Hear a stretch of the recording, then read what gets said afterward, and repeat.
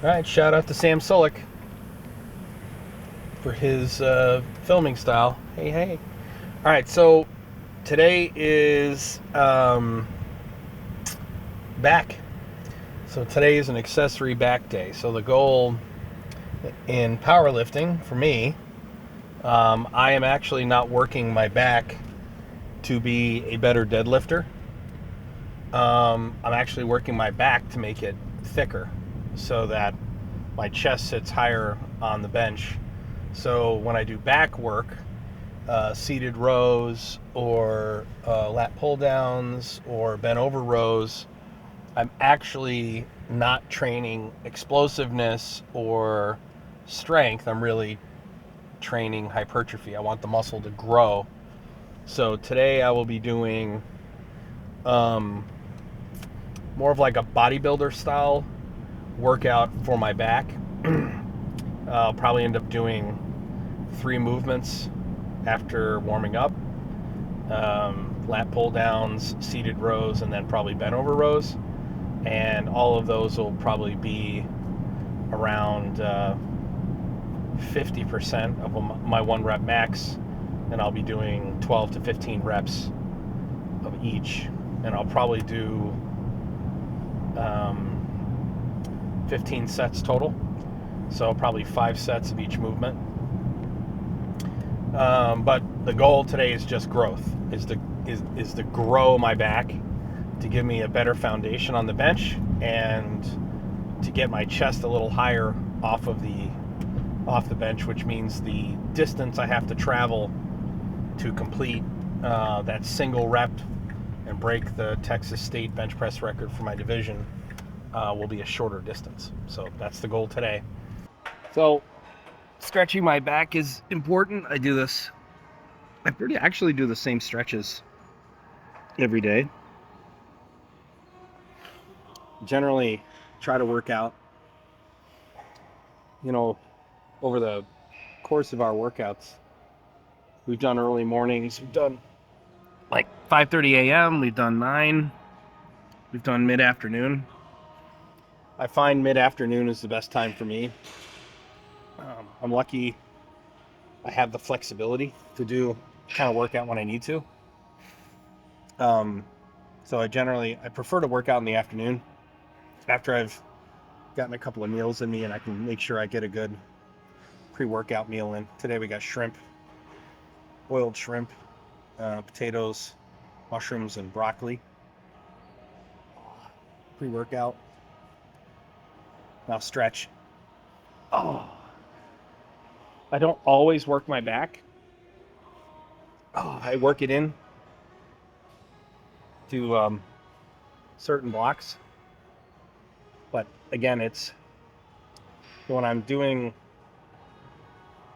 when I'm training for a competition where I'm gonna be deadlifting push pull, then back training is part of that training regularly. But now where I've shifted my focus to bench press, breaking the state record. Now it's about a strong foundation to bench off of and thickness. Get my chest that much closer. Oh, genetically, being a great bench presser has a lot to do with genetics. It helps to have thick forearms, shorter arms, broad chest, thick chest. And I have all of them. I would say the thing that I lack the most is the big forearms, which I work. But in terms of stretching, it's just about getting loose. Oh, and then warming up through activation of the muscles. Start with a nice, easy warm up. Again, the goal here is 12 to 15 reps. So all I'm doing here is feeling how my elbows and forearms feel. It's not so much my back. I don't even pull it tight. Squeeze.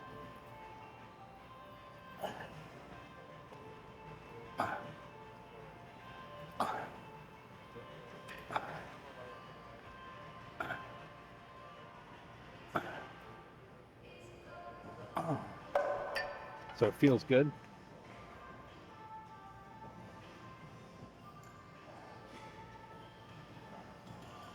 Is get a pump, like to actually feel the pump, which is not normal in powerlifting. Powerlifting, you're not generally getting a pump. What you're generally doing is beating the shit out of your muscles. You're lifting heavy without tearing anything.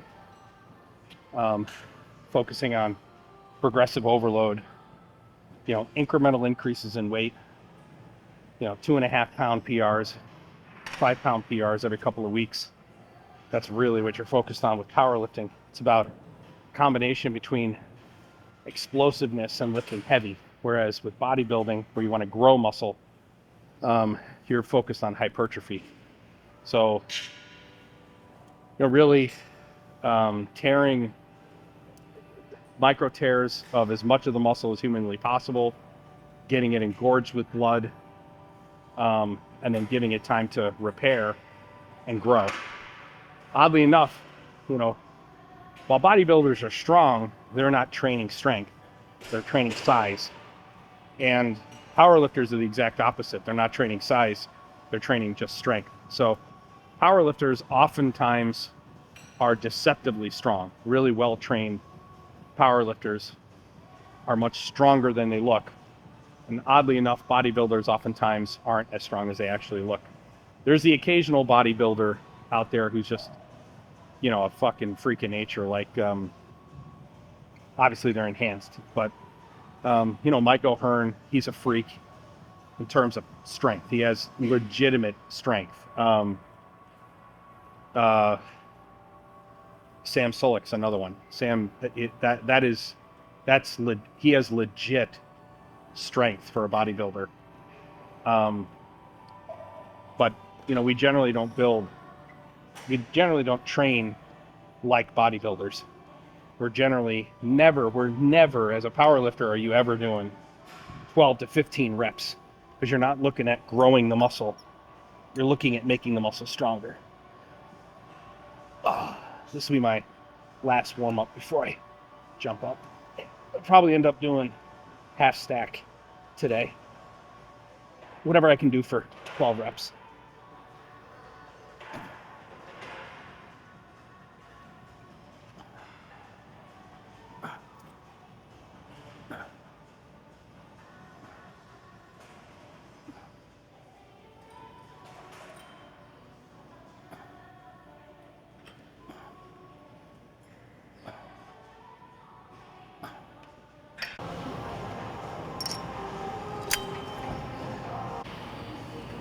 And so now I'm trying to find the weight for my working set.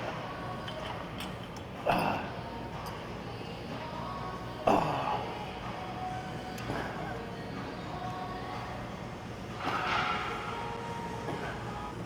gonna switch it over. So that's too light.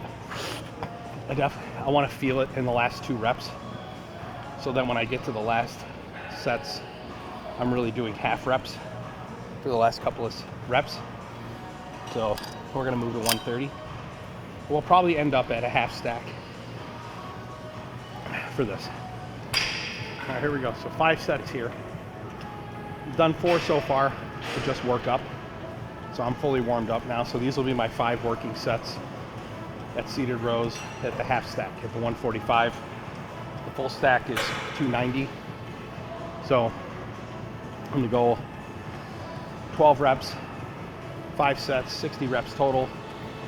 And first 3 sets, I should be able to get to 12 reps easy without having to half rep it. The last 2 sets, I should probably struggle on the last couple of reps each. I feel good. I have pain in my lower back, which I've had for weeks. It's definitely a muscle. I need to go get a massage. Other than that, I feel great. So this next set, I should definitely struggle on the last couple of reps because I felt it in the 12th rep there. Really felt where I was failing. So I should be pretty fatigued by the end of this next set. So sets 3, 4, 5. There'll be work. There'll definitely be work. The biggest difference, here's another thing. Powerlifting versus well, instead of rather than powerlifting, lifting for strength versus hypertrophy. People who lift for hypertrophy, bodybuilders, the level of intensity in which they work out is much higher than powerlifters. It's not that powerlifters don't get a high level of intensity, but we get up for specific lifts, where bodybuilders get up for every set because they're trying to, at the end of every set, their mindset is almost pushed to failure in those last couple of reps. They've got to psych themselves up to deal with the burn and the pain. Powerlifting is a lot more, not that there isn't intensity, it's less intense than bodybuilding. It's much more focused on perfect technique, and to lift the biggest weight, it's not about strength. You have to be strong, but those who get the biggest weights up are the most technically sound under the heaviest weights, as opposed to bodybuilders who are maintaining form and not cheating too bad when they get to the end of their set, those last couple of reps. So this is always weird for us, the powerlifters who are doing hypertrophy, trying to grow muscles. This is odd. This is weird. Although, the pros are going to disagree. But again, remember, when you're a natural athlete, this is, there's a huge, if you look on, the vast majority of influencers on YouTube and Instagram, especially those who have the biggest followings, they're all enhanced. If someone looks enhanced, they're enhanced. And one of the easiest ways to tell is in their traps. But, natural athletes, we need more time to recover. It's a different animal. It's a completely different animal, training natty. And all you gotta do is spend a little bit of time with people who are, not to take anything away from enhanced athletes. Yeah, not to take anything away from enhanced athletes. I mean, they work their fucking asses off, but it's a different ball game. It's a completely different game. And I plan to be enhanced one day but I'm gonna break the record natural first. Yeah. These look today giving more focus and more, it's more hypertrophy. How would you say your mindset has changed compared to a day like yesterday? So the question is, on days like today, where I'm doing hypertrophy training as opposed to strength training, powerlifting, how's my mindset change? It's actually, it changes quite a bit. So when you're training for powerlifting, you're basically training really two types of movements: dynamic explosive movements and heavy power movements. Well, whenever you're training either of those, you're doing low reps. I mean, the most reps you ever do in a set when you're training as a powerlifter generally is never more than 5. With hypertrophy, you're doing 12, 15 reps in, across 10 to 12 sets for a muscle group. So my mindset has to change. I have to prepare myself for much longer sets. So I'm much more focused on my breathing and keeping oxygen in my lungs and keeping my blood rich with oxygen. Number 2, maintaining my form across 12 to 15 reps. My mindset is focused on maintaining that form. The other thing that's real different about hypertrophy training versus powerlifting is, in powerlifting, you're never doing half reps. You're never, there's no movement where you're ever doing just a half a rep, because you're working with such heavy weights. By the time you get to the point where you can only do half the rep, you're probably going to hurt yourself. Whereas with hypertrophy, you're lifting weights that are 50 to 70% of your 1 rep max and never anything higher. So the mindset is more longevity, preparing for long sets, maintaining form over a long set. And that's totally different than what I'm accustomed to. I probably train hypertrophy once a week, or maybe once every 2 weeks. So it's definitely different style training for us. So on days where I'm doing compound with isolation, it's do the compound first. and then move to the isolated muscle group. So, for example, if I'm going to, on a squat day, I'm going to do dynamic squat and speed work, and then I'm going to do trap deadlift, which are two compound movements. But there's the like box squat with, say, 50 pounds of bands on, where I'm doing speed triples for 12 sets. I'm going to do those first before I go and do 6 sets of trap deadlift up to a, top set triple. On a bench day, say I'm going to go and do dumbbell rollovers after I'm bench pressing. So I'm bench pressing, then I'm going to do my tricep accessory work. Or say I'm going to do JM press. I'm going to do those after I do the compound bench movement. Always. The compound movement always comes first. Is there a reason why you like doing that? Is it just a feeling, or is there like a specific reason? A lot of it has to do with, if I go and do an isolation movement, say I go ahead and do my dumbbell rollovers, and I'm doing them at a high enough intensity and a high enough volume where I'm going to build strength. They're going to make me stronger. I'm going to fatigue that muscle to the point where it's going to negatively impact my ability to do that compound movement. But the bigger issue is that fatigued muscle is going to make the other muscles in that compound movement work harder. And it increases the risk that I'm going to end up getting hurt. I'm going to hurt one of those muscles that is not fatigued because it's taking on more of the burden. So you train more for strength. Would you suggest somebody who trains more for hypertrophy do the opposite of what you do? Or No, same thing. Again, if you say you're training for, I'm a strength trainer, so like, who's going to benefit from, why should anyone listen to me, right? The reason we're documenting this is, I'm going to break the Texas State bench press record. It's going to happen. I'm going to do it. 3 years ago when we came into this gym, the very first time we worked out on that bench right there where those two guys are over there. We worked on that bench over there. And I hadn't lifted weights in 10 years. And I think we have the video somewhere. I benched 155 for 4 reps before I gassed out.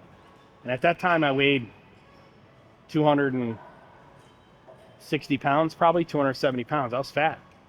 And I gassed out at 155 after 4 or 5 reps.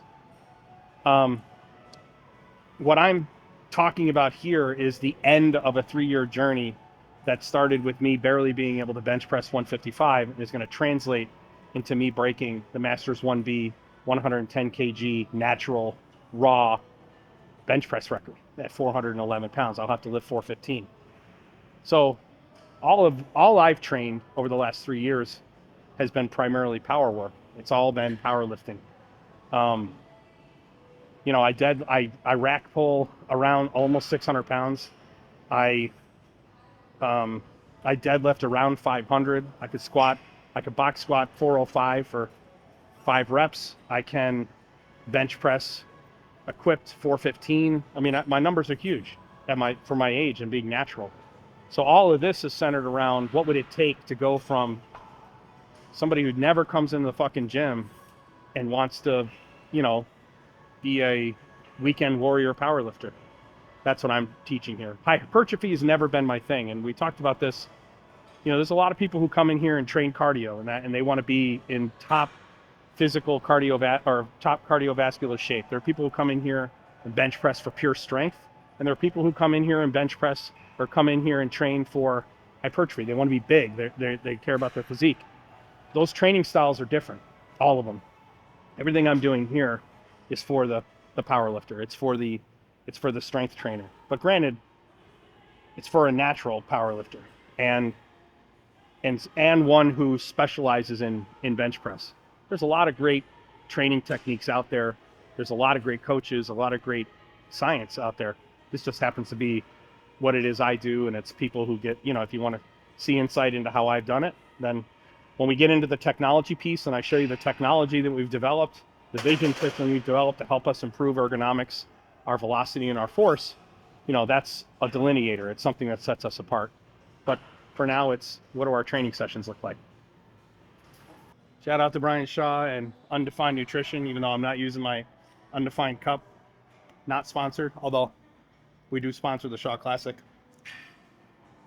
Brian's, this is the chocolate brownie protein, 2 scoops, plus a scoop of dextrose and 2 cups of water. This is the post-workout shake.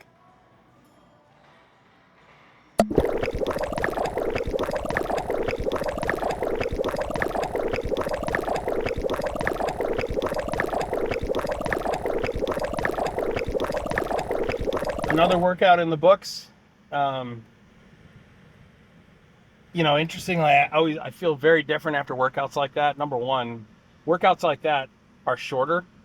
Are my power workouts, my strength workouts, the heavy ones, they're generally between 2 and 2.5 hours. We're in the gym. But when I'm doing something like this, where I say I'm just doing three exercises for the back, and I'm doing, 15 to 20 sets, 12 to 15 reps each. I mean, I can get in and out of the gym in, 60 minutes. Doesn't take long at all. And that's always weird. Number one, you normally don't feel pumped up when you're powerlifting, and I'm really pumped up in the arms and in my back right now. And number two, it's just a different type of high, But the pump will be down shortly, and then I'll take a shower and eat, relax, and then tomorrow we've got speed squats. A weird week this week because we're traveling Thursday. Actually traveling over the weekend. I still have to find a gym down in New Braunfels to work out at. Fortunately, powerlifting is huge down there, so there's going to be a million gyms for us to hit. So we'll actually, workouts later in the week will actually be at a gym, another gym here in Texas. So, but overall, good workout. I feel great. And we'll see you in the next one.